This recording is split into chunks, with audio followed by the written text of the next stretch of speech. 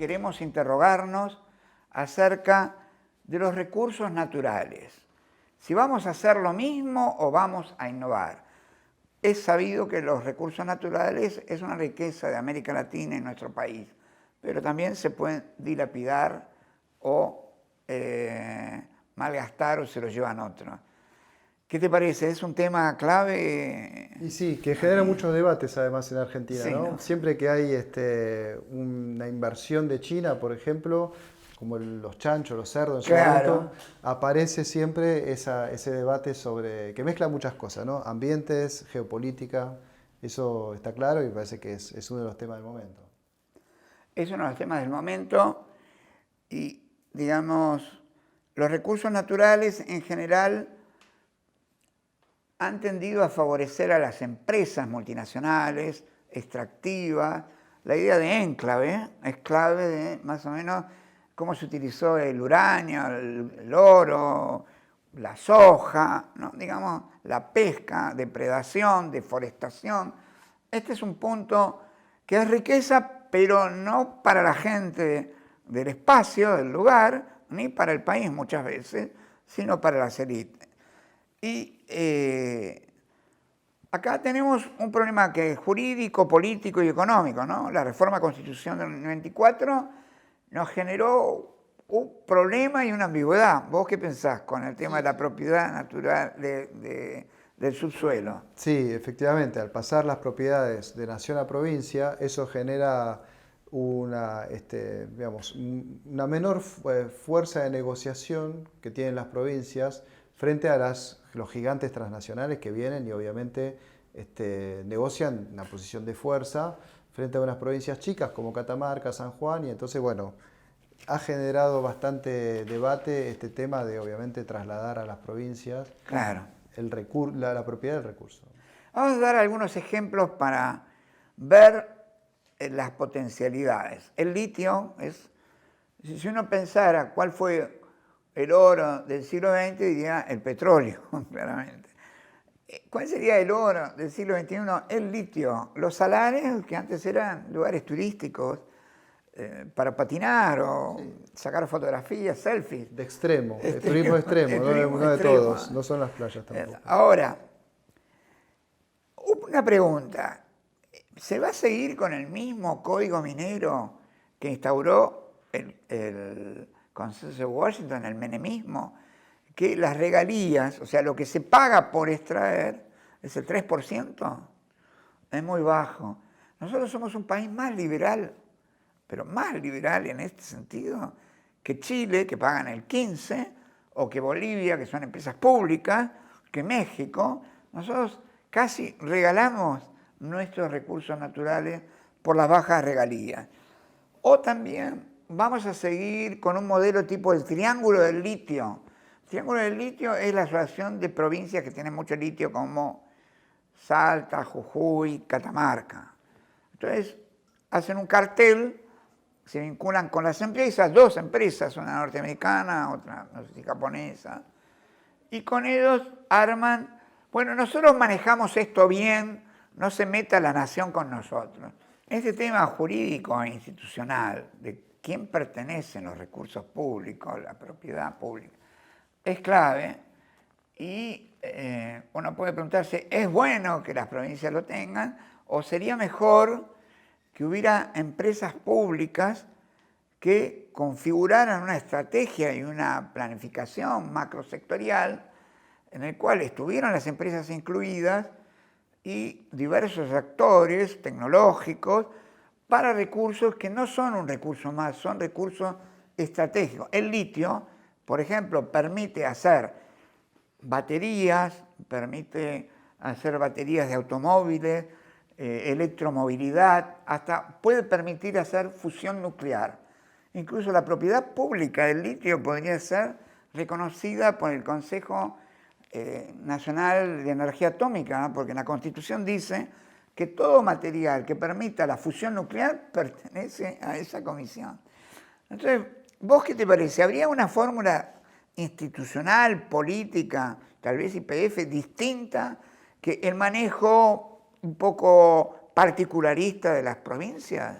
Sí, me parece que YPF es el mejor ejemplo. YPF, cuando se trata de hidrocarburos, lo que hace es unificar en las acciones de YPF tanto el Estado como las provincias, y eso obviamente genera un interés común que hace que efectivamente se supere ese problema de la Constitución del 94, y por eso es tan importante pensar en empresas públicas en otros, como YPF ya empezó con el tema del litio, pero pensar también en otro tipo de sectores como la minería. La minería es el sector que tal vez mayor debate genera, porque efectivamente ambientalmente la minería se sabe que es complicada, se hace con cianuro, termina los ríos aguas abajo. Termina con un lago de cianuro que si ese está mal trabajada, la salida de mina, como se dice, puede efectivamente contaminar los ríos. Eso genera muchísimo. Tenemos el caso de Esquel, obviamente, en 2004, las principales resistencias, y ahora se fue trasladando a distintos lugares, Famatina, digamos, hay distintos lugares donde podría haber inversión minera, no obstante, la resistencia de la población local lo hacen cada vez más complicado. Y en ese sentido hay muchos economistas que se metieron el tema ambiental en la agenda y están muy duros con ese tema, ¿no? Dicen que efectivamente ese ambientalismo de izquierda, es posmarxista o como lo querramos llamar, imposibilita el desarrollo de la Argentina, porque en el caso, por ejemplo, de Famatina, en Famatina hubiese sido importante que se pudiera extraer, o en Chubut, por ejemplo, hubiese sido importante que más allá de las resistencias de los locales, ellos, digamos, que la empresa transnacional pudiera hacer la inversión y eso redundar en exportación, lo cual obviamente es debatible. Sí, como vos decís, hay un conflicto entre ambientalistas y productivistas, digamos, ¿no? Que pueden alcanzar puntos extremos, ¿no? En el sentido, el ambientalismo adolescente, diría un economista, Eduardo Crespo, es decir, no se puede tocar nada, no, eso, y sobre todo ese ambientalismo adolescente de las ONG financiadas internacionalmente pegan en los lugares donde se generan divisas. Es decir, pero la Argentina necesita divisas porque ya no va a pagar la deuda. Entonces quedás en una situación muy complicada. O preservás el ambiente o tenés recursos para pagar la deuda.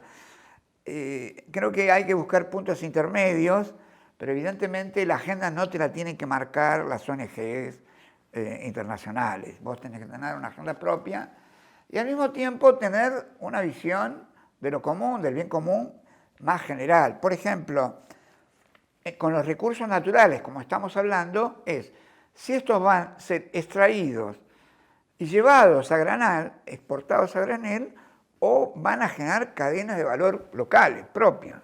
Por ejemplo, el litio puede ser puesto en bolsa y llevado, y la batería la hacen en Tokio o en otro lado. O la batería, y para el smartphone o para el auto, la electromovilidad, la podemos hacer nosotros, en Brasil, en alguna multinacional, pero con muchos insumos, diseño nuestro. Esto generaría cadenas de valor, autonomía tecnológica y un valor agregado y más trabajo local.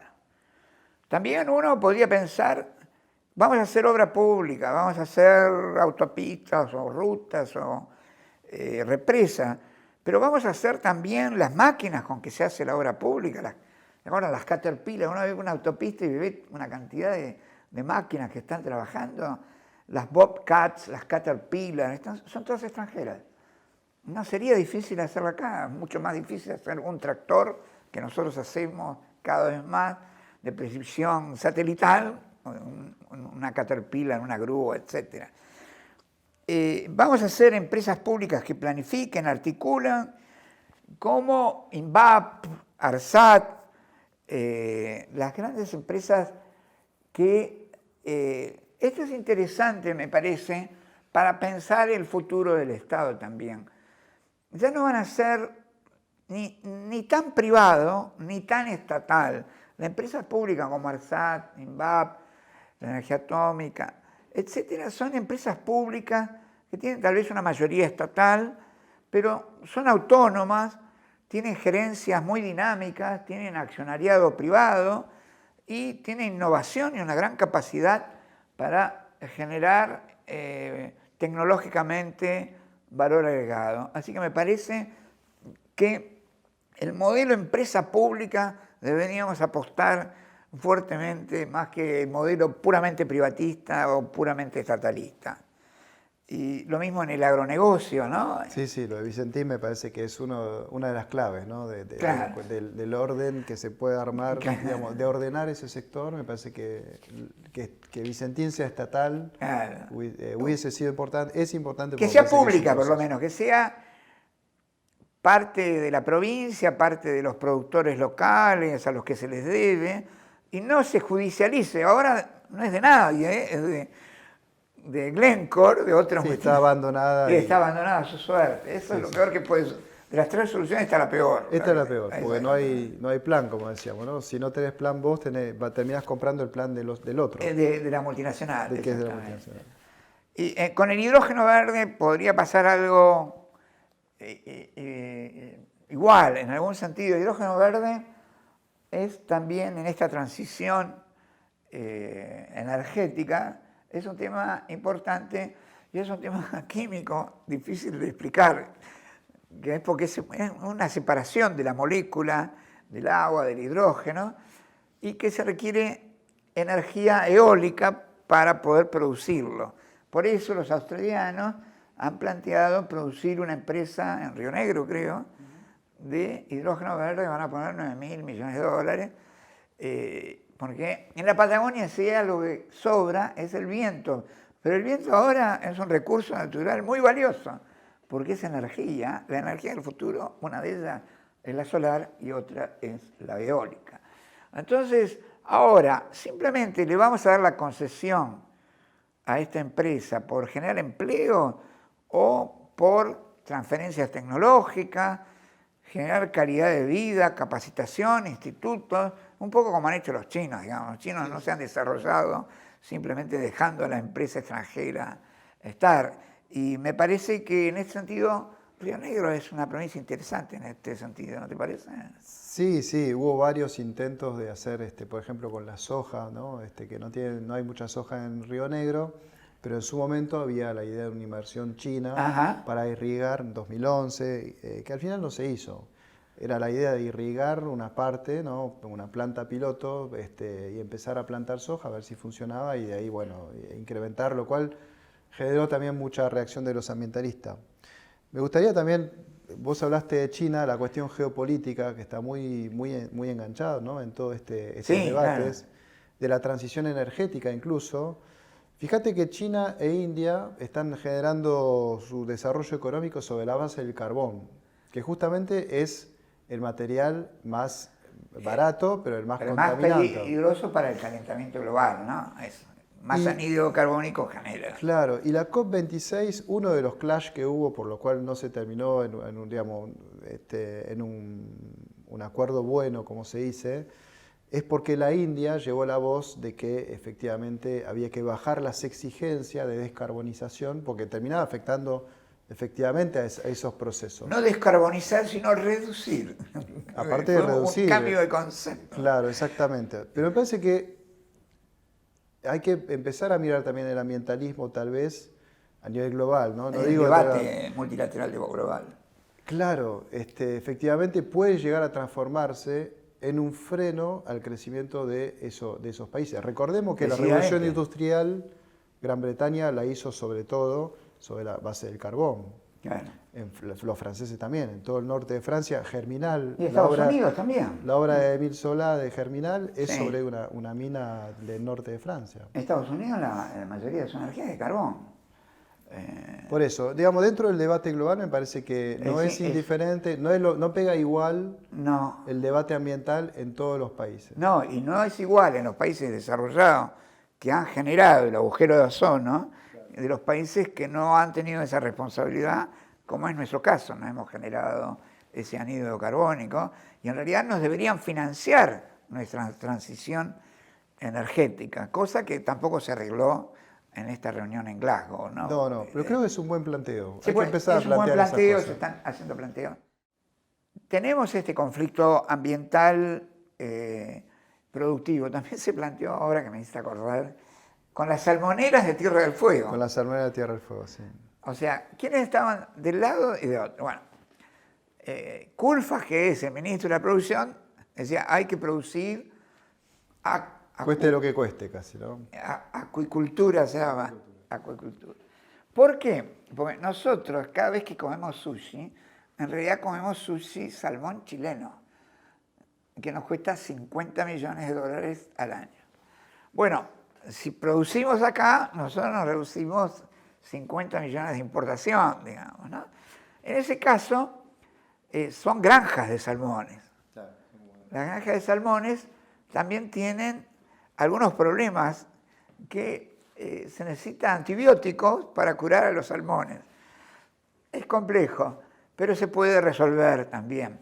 Y en ese sentido, la legislatura de Tierra del Fuego no estaba a favor, y estaba a favor economistas productivistas como Crespo, digamos, y decir, bueno, si no generamos divisas, ¿dónde vamos a pagar? Y los ambientalistas que se oponían a generar. Yo, obviamente, estaba a favor de ¿quién? Vos a favor de Culfas. De Culfas, porque a mí me gusta mucho el sushi y el salmón. Entonces no lo quiero pagar tan caro como una cosa importada en que el precio lo fijan los chilenos. Entonces, Sí, por ahí yo tengo un matiz ahí. Porque ¿sí? Me parece interesante. Que concordamos en todo. No. Me parece que es importante que al ser la legislatura local, o sea, Cabandier primero que tenía una postura contraria a la de Cabandier Culfas, está en contra de las salmoneras. Son las cuestiones de este gobierno. Que creo que está bien que los debates digamos, aparezcan los debates incluso entre ministros, me parece totalmente sano. Pero creo que es importante también respetar el hecho de que, más allá de lo que uno piense de las salmoneras, de que al fin y al cabo la legislatura local, que es, digamos, la que está más cerca del problema, que está más cerca de la gente, obviamente, y que tal vez tiene una proyección, obviamente, de, bueno, no quiero hacer la salmonera, también tal vez el proyecto está más orientado al turismo y que tal vez eso pueda afectar al turismo, que era el principal argumento. Creo que, bueno, esa vía institucional me parece interesante, mucho más interesante que en otros casos en los cuales la legislatura de la provincia va para un lado, a favor, por ejemplo, en contra de una inversión, y tenés tal vez marchas ambientalistas en contra. Bueno, yo creo mucho en esto de que, bueno, en este momento las instituciones representan democráticamente al fin y al cabo, o se podría poner un referéndum en esos casos. Digamos, de alguna forma tiene que haber una bueno, es la política, ¿no? Es importante la política, ¿no? Exactamente. Las mediaciones, la política, y tener un rumbo también. Si uno no tiene un enmarque, un rumbo hacia dónde vamos, toda idea es buena, digamos, ¿no? En ese sentido, creemos que la Argentina, en esta etapa post-pandémica de reconstrucción, tenemos una oportunidad, creo, de utilizar nuestros recursos naturales de otra forma a como se hizo durante el siglo XX.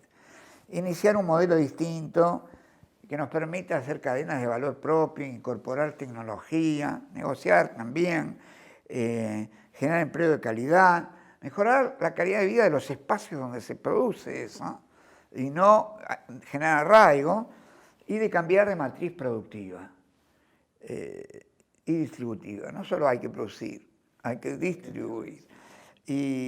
O hacemos eso o volvemos a hacer lo mismo de siempre. Y este me parece el gran interrogante que nos presenta la etapa post-pandémica y de reconstrucción. ¿Vamos o no a un modelo de más desarrollo sustentable, desconcentrado, distributivo y con más justicia?